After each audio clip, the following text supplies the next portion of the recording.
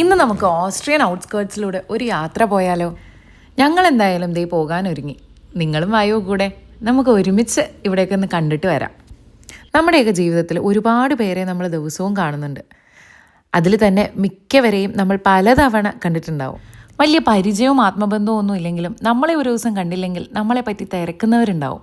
ചിലപ്പോൾ ഇവരോടൊന്നും നമ്മൾ അധികം സംസാരിച്ചിട്ട് പോലും ഉണ്ടാവില്ല. എന്നാലും നമ്മളോട് അവർ കാണിക്കുന്ന ആ ഒരു സ്നേഹം ഉണ്ടല്ലോ, അത് അവരുടെ മനസ്സിൻ്റെ വലിപ്പം തന്നെയാണെന്ന് പറയാതിരിക്കാൻ വയ്യ. അതുപോലുള്ള ഒരാളെ ഇങ്ങ് മറ്റൊരു രാജ്യത്ത് വന്ന് കണ്ടു കിട്ടിയപ്പം അത്ഭുതം തോന്നിയിട്ടോ. പറഞ്ഞുകൊണ്ടിരിക്കുന്നതിൻ്റെ ഇടയ്ക്ക് പുറത്തേക്കൊന്ന് നോക്കിക്കേ. ഇത് ഇവിടുത്തെ കോൺപാടമാണ്. അതിനോട് ചേർന്ന് കിടക്കുന്ന ഒരു ആപ്പിൾ തോട്ടവും. അടിപൊളി തന്നെ കാഴ്ച. ഓസ്ട്രിയൻ ഗ്രാമപ്രദേശങ്ങൾ ഇതുപോലെ എപ്പോഴും അതിമനോഹരമാണ്. അപ്പോൾ നമ്മൾ ഇന്ന് പോകുന്നത് കുറേ വർഷം കണ്ട് പരിചയമായ ഞങ്ങളുടെ ഒരു ബ്രെഡ് ചേച്ചിയുടെ വീട്ടിലേക്കാണ് കേട്ടോ. ഗ്രാസിൽ ഞങ്ങളുടെ അടുത്തുള്ള ഫാമേഴ്സ് മാർക്കറ്റിൽ ബ്രെഡ് സ്റ്റോൾ നടത്തുന്ന ചേച്ചിയാണ് കേട്ടോ ഇത്. അവരുടെ ബേക്കിംഗ് യൂണിറ്റ് ഒക്കെ ഒന്ന് കാണണം എന്നൊരാഗ്രഹം പറഞ്ഞപ്പോൾ അതിനെന്താ ഒരു മടിയും കൂടാതെ വായോ എന്ന് വിളിക്കാൻ കാണിച്ച ആ ഒരു മനസ്സുണ്ടല്ലോ, അതിനൊരു താങ്ക്സ് പറയണം. അപ്പം ഞങ്ങൾ എന്തായാലും പോണു, എന്നാൽ നിങ്ങളെ കൂടി ഒന്ന് കാണിച്ചേക്കാമെന്ന് കരുതി. അപ്പോൾ ഇതാണ് അവരുടെ ഒരു ബേക്കിംഗ് യൂണിറ്റ്. നമ്മുടെ നാട്ടിലെ ബെസ്റ്റ് ബേക്കേഴ്സ്, നവ്യ ബേക്കേഴ്സ്, അവരെ ഒന്നും വെച്ച് കമ്പയർ ചെയ്യാൻ പറ്റില്ല കേട്ടോ. കാരണം ഇത് വീട്ടിൽ തന്നെ ഉള്ളൊരു സെറ്റപ്പ് ആണല്ലോ. ഇത് ഞങ്ങളുടെ ബ്രെഡ് ചേച്ചിയുടെ ആൻറ്റിയാണ്. പുള്ളിക്കാരിയാണ് ഇവിടുത്തെ മെയിൻ ബേക്കർ. ഇവരിവിടെ പല വെറൈറ്റി ബ്രെഡ്സ് ഉണ്ടാക്കുന്നുണ്ട് കേട്ടോ. നട്ട്സ് ഉള്ളത്, സ്പൈസസ് ഉള്ളത്, മുന്തിരി ഉള്ളത്, ഇനി ഇതൊന്നുമില്ലാത്തത്, ഹോൾ വീറ്റ് ബ്രെഡ്, അങ്ങനെ പല വെറൈറ്റീസ് ഉണ്ട്. ഇതെല്ലാം പല പല സെക്ഷനിലായിട്ടാണ് ഇവർ ഉണ്ടാക്കിയെടുക്കുന്നത്. മിക്ക ആഴ്ചകളിലും തേഴ്സ്ഡേ ആണ് ഇവർ ബേക്ക് ചെയ്യുന്നത്. അതും ഏതാണ്ട് ഒരു 5:30 മണിക്ക് ഇവരുടെ ജോലിയെല്ലാം തുടങ്ങും. 11 മണിയാകുമ്പോഴത്തേക്കും ഇവരുടെ ബ്രെഡെല്ലാം ബേക്ക് ചെയ്ത് കഴിഞ്ഞിട്ടുണ്ടാവും. അപ്പോൾ ബ്രെഡ് ഉണ്ടാക്കാനുള്ള മാവ് കുഴയ്ക്കുന്ന ഘടാഘടിയാനായിട്ടുള്ള സ്റ്റാൻഡ് മിക്സർ ഇതാണ്. അപ്പോൾ ബേക്കിംഗ് ഒക്കെ കഴിഞ്ഞ് ക്ലീനിങ്ങിനായിട്ട് വെയിറ്റ് ചെയ്തിരിക്കുന്ന പാത്രങ്ങളാണ് ആയിരിക്കുന്നതൊക്കെ. ബേക്കിങ്ങിന് ആവശ്യമായിട്ടുള്ള പൊടിയും പഞ്ചസാര അങ്ങനെയുള്ള സാധനങ്ങളെല്ലാം സൂക്ഷിക്കുന്ന റൂമുകളാണ് കേട്ടോ ഇതെല്ലാം. ഇനി ഞങ്ങൾ പോകുന്നത് അവരുടെ ഒരു മില്ലിലേക്കാണ്. അവർക്ക് ചെറിയൊരു മില്ല് സെറ്റപ്പും ഉണ്ട് ഇവിടെ. പരിചയപ്പെടുത്താൻ മറന്നു, ഈ കാണുന്നതാണ് ഞങ്ങളുടെ ബ്രെഡ് ചേച്ചി. ഓസ്ട്രിയയിലെ ഒരു കൊച്ചു കോടീശ്വരിയാണ് നമ്മുടെ ചേച്ചി. പുള്ളിക്കാരിക്ക് ഹെക്ടർ കണക്കിന് ലാൻഡുണ്ട്. അവിടെ ഫാമിംഗ് ആണ് മെയിനായിട്ട് അവർ ചെയ്യുന്നത്.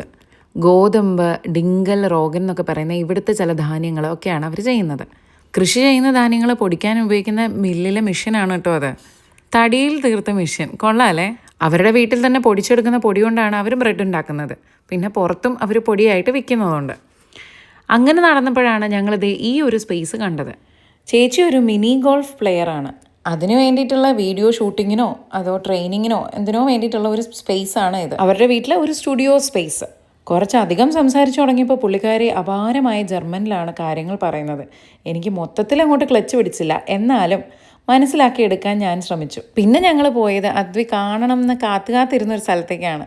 അവരുടെ പിഗ്സ് ടൈ കാണാനാണ് പോയത്. അവർ ഒരുപാട് പിഗ്സിനെ വളർത്തുന്നുണ്ടായിരുന്നു. ഏതാണ്ട് ഒരു 250 to 300 പിഗ്സ് ഉണ്ടായിരുന്നു. അവരോടത് ഒരുപാടാണെന്ന് പറഞ്ഞപ്പോൾ പുള്ളിക്കാരി പറഞ്ഞത് എന്താണെന്നറിയോ, അവർക്ക് ഇതിനു മുന്നേ ഏതാണ്ട് 600ഓളം പിഗ്സ് ഉണ്ടായിരുന്നത്രേ. പിന്നെ നോക്കി മെയിൻറ്റെയിൻ ചെയ്ത് കൊണ്ടുപോകാൻ വയ്യാത്തത് കൊണ്ട് അവരതിൻ്റെ എണ്ണം കുറച്ചതാണത്രേ. പിഗ്സ് ടൈ എന്ന് പറയുമ്പോൾ അറിയാമല്ലോ, അപാരമായ അൺസഹിക്കബിൾ നാറ്റമായിരുന്നു. അവരുടെ സ്റ്റോളിൽ ബ്രെഡ് മാത്രമല്ല, അവർ ഈ മീറ്റ് പ്രോഡക്ട്സും വിൽക്കുന്നുണ്ട്. അതിന് വേണ്ടിയിട്ടാണ് അവർ ഈ പിഗ്സിനെ വളർത്തുന്നത്. പല വെറൈറ്റി സോസേജുകൾ, എന്തിനു പറയുന്നു, പിഗിൻ്റെ നാക്ക്, ചെവി ഉണക്കിയത്, അങ്ങനെ ഒരുപാട് സാധനങ്ങൾ അവരവരുടെ സ്റ്റോളിൽ വിൽക്കാറുണ്ട് കേട്ടോ. അവരുടെ ഗേറ്റിൽ നിന്ന് പുറത്തേക്ക് നോക്കുമ്പോൾ കാണുന്ന വ്യൂ ആണ് കേട്ടോ ഇത്. ഇതിൽ ചിലതും പിന്നെ ഇവരുടെ വീടിനോട് ചേർന്ന് കിടക്കുന്ന ഹെക്ടർ കണക്കിന് ലാൻഡും ഇവരുടെ തന്നെയാണ്. അവരുടെ ഈ ഒരു കോമ്പൗണ്ടിനുള്ളിൽ കുറേ കാര്യങ്ങളുണ്ട് കേട്ടോ. അവരുടെ വീട്, അവരുടെ ആൻറ്റിയുടെ വീട്, പിഗ് സ്റ്റൈ, ബേക്കിംഗ് യൂണിറ്റ്, അവരുടെ മില്ല്, അങ്ങനെ ഒരുപാട് കാര്യങ്ങളുണ്ട് ഈ ഒരു മതിൽക്കെട്ടിനുള്ളിൽ. ഇവർ നിസ്സാരക്കാരല്ല, ഫോറസ്റ്റ് ഏരിയ വരെ സ്വന്തമായിട്ടുള്ള ടീമാണ്. അതുകൊണ്ട് തന്നെ അവിടുന്ന് കിട്ടുന്ന തടികൾ ഇതുപോലെ ചെറിയ പീസസ് ആക്കി സൂക്ഷിച്ചു വയ്ക്കുന്നുണ്ട്. എനിക്ക് മനസ്സിലായത് വിൻ്റർ സമയത്തേക്ക് യൂസ് ചെയ്യാനാണെന്നാണ് കേട്ടോ. മറ്റൊരു കാര്യം ഞാനിവിടെ കണ്ടത് എന്താണെന്ന് വെച്ചാൽ, അവർ കൃഷി ചെയ്തെടുക്കുന്ന ധാന്യങ്ങളുടെ തവിട് അത് ഇങ്ങനെ കൂട്ടി ഇതുപോലെ ഇവിടെ ഇട്ടിട്ടുണ്ട്. അത് പ്രോസസ്സ് ചെയ്ത് അവർ പിഗ്സിന് വേണ്ടിയിട്ടുള്ള ഫുഡ് ഉണ്ടാക്കുന്നതാണ്. അവരുടെ വീട്ടിൽ തന്നെ വളർത്തുന്ന പന്നിക്കുട്ടന്മാർ, അവർ തന്നെ ഉണ്ടാക്കി കൊടുക്കുന്ന അതിൻ്റെ ഫുഡ്. അതുകൊണ്ട് തന്നെ ഇവരുടെ കയ്യിൽ നിന്ന് വിശ്വസിച്ച് മീറ്റ് വാങ്ങിക്കാൻ ആൾക്കാർ കൂടുതലാണ് കേട്ടോ. വെറൈറ്റി ബേക്കൺസ്, സോസേജസ്, അങ്ങനെ പന്നിക്കുട്ടന്മാരെ പല രൂപത്തിലാക്കി അവരവരുടെ മീറ്റ് സ്റ്റോളിൽ വെക്കുന്നുണ്ട്. ഈ ഒരു സംഭവം കണ്ടപ്പോൾ അദ്വിക്ക് ഒരുപാട് ഇഷ്ടപ്പെട്ടു. ഒരുപാട് നാളത്തെ ആഗ്രഹമായിരുന്നു അവനൊന്ന് ട്രാക്ടറിൽ കയറണം എന്ന്. ട്രാക്ടർ കണ്ട അവൻ്റെ എക്സൈറ്റ്മെൻറ്റ് കണ്ടപ്പോൾ അവരുടെ വക ഒരു ചോദ്യം, ഇതിൽ കയറണമെന്ന്. നോ പറയുമോ? എപ്പോൾ റെഡി എന്ന് ചോദിച്ചാൽ മതി. അപ്പോഴേ അവർ കയറ്റി ഇതിനകത്തിരുത്തി. അന്നേരം മുതൽ പിന്നെ അതിനകത്ത് നിന്ന് താഴെ ഇറങ്ങാതെ ആ വണ്ടി തന്നെ ഇരിക്കുകയായിരുന്നു. അതിൻ്റെ സൈഡിലുള്ളത് ആ ഒരു കുഞ്ഞി സീറ്റിൽ മിഴീനെയും കുറേ നേരം ഇരുത്തി. ഇന്നിവിടെ വന്നതിൽ ഇവൻ ഏറ്റവും ഇഷ്ടപ്പെട്ട പാർട്ട് എന്താണെന്ന് ചോദിച്ചാൽ കണ്ണും പൂട്ടി അവൻ പറയും ഈ ട്രാക്ടറിൽ കയറിയതും പിന്നെ പിഗിനെ കണ്ടതുമാണെന്ന്. അവരുടെ ഫാമും മില്ലും ബേക്കിംഗ് യൂണിറ്റും ഒക്കെ ഏതാണ്ട് കണ്ടു കഴിഞ്ഞപ്പം ഞങ്ങൾ തിരിച്ച് വീട്ടിലേക്ക് പോകാനുള്ള തയ്യാറെടുപ്പാണ്. അപ്പോൾ ഫ്രഷായിട്ട് ബേക്ക് ചെയ്ത ബ്രെഡ് വാങ്ങിക്കാതെ പോകാൻ പറ്റുമോ? അങ്ങനെ ബ്രെഡ് എടുക്കാൻ ഞങ്ങൾ നേരെ തിരിച്ച് അവരുടെ ബേക്കിംഗ് യൂണിറ്റിലേക്ക് പോയി. അതിൻ്റെ ഇടയ്ക്ക് ഈ ഒരു പയ്യനെ കണ്ടോ? അവരുടെ ഒരേ ഒരു മോനാണ്. ബ്രെഡ് ബേക്ക് ചെയ്യാൻ ഉപയോഗിച്ച പാത്രങ്ങൾ ക്ലീൻ ചെയ്യുകയാണ് പുള്ളി. ബ്രെഡ് സ്റ്റോളിലും ഈ പയ്യൻ നിൽക്കാറുണ്ട്. പുള്ളിക്കാരന് കൃഷിയിലും ഇതുപോലെ ബേക്കിങ്ങിലും ഒക്കെ ഭയങ്കര താല്പര്യമാണത്രേ. അങ്ങനെ ഈ ആഴ്ചത്തേക്ക് അവരുടെ സ്റ്റോളിൽ കൊണ്ടുവന്ന് വിൽക്കാനുള്ള ബ്രെഡ് എല്ലാം ഏതാണ്ട് അവർ റെഡിയാക്കി വെച്ച് കഴിഞ്ഞു.